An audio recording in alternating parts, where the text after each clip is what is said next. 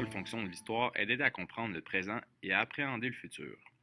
En fait, il faut être en mesure de plonger dans le passé afin d'explorer toutes les facettes qu'il compose et ce, dans l'optique de se donner les outils qui permettent une meilleure analyse du présent. Pour cela, il est important de diversifier ses sources pour un meilleur examen des différentes problématiques et enjeux qui composent l'état actuel du monde. L'usage d'une seule source est à proscrire puisque bien souvent, cela ne permet pas une complète exhaustivité. Cela donne également l'avantage de bien balancer les opinions des experts afin de se forger sa propre vision des choses. Cette façon de faire vous permettra de devenir de vrais spécialistes de l'actualité. Pourquoi comprendre l'actualité? Parce que ce sera l'histoire de demain.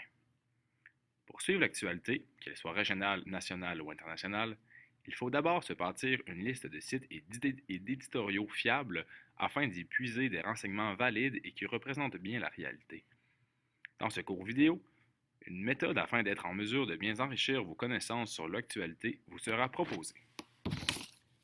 Puisque c'est le phénomène qui a le plus d'étapes, prenons l'exemple d'un dossier d'actualité internationale.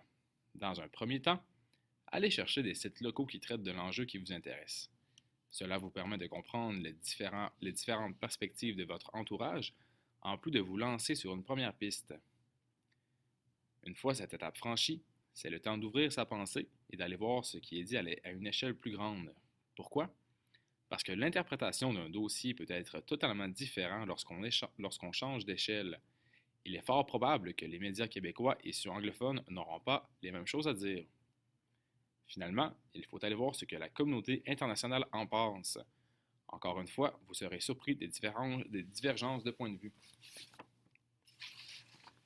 Après avoir ramassé une foule d'informations, il faut maintenant trier. Parfois, les mêmes informations reviennent et cela ne sert à rien de garder 20 articles qui reviennent aux mêmes. Bref, c'est une étape de concision. Il faut faire ressortir les thèmes, les opinions et les grands enjeux les plus centraux. Suivant cette méthode, voici maintenant une liste de sites potentiellement utiles pour vos recherches. Tout d'abord, la presse. Plusieurs onglets permettent de faciliter la recherche. Vous y trouverez un onglet sur l'actualité, sur les affaires internationales ou bien sur les affaires économiques par exemple. Ensuite, Radio-Canada. C'est sensiblement la même chose et cela vous donne d'autres opinions sur des enjeux régionaux. Ensuite, pour voir ce que la communauté nationale en pense, Huffington Post est un bon site. Vous y trouverez les points de vue de la Colombie-Britannique ou de l'Ontario, par exemple, sur l'enjeu qui vous intéresse. Ensuite, Al Jazeera. Il s'agit d'un site du Moyen-Orient. Cela est fort pertinent puisqu'il permet de comparer les points de vue du Moyen-Orient avec ceux des Occidentaux sur une affaire internationale. Chose à éviter, les blogs et les sites généraux sans auteur comme Wikipédia.